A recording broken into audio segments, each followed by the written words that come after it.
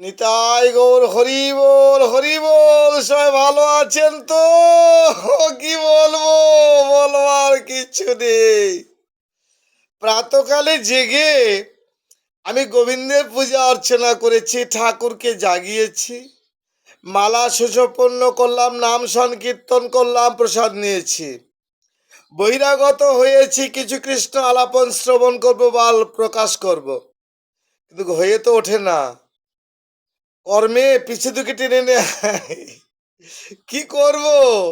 ধনুবর্ষকে সেবা দিয়েছি, তবে মাঝে মাঝে মনে হয় আমার মতো আর অসহায় ব্যক্তি আছে কিনা আমি জানি না।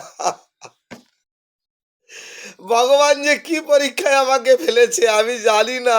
ঘোরতর পাপ করেছি, তাই পাপের প্রায়শ্চিত্ত করবার জন্য আজকে দাঁড়িয়েছে।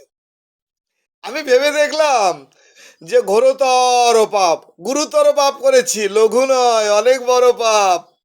সেই পাপের প্রায়শ্চিত্ত আমাকে বহন করতে হবে। ভগবান বলেছেন, তাই গৌর হরি বল।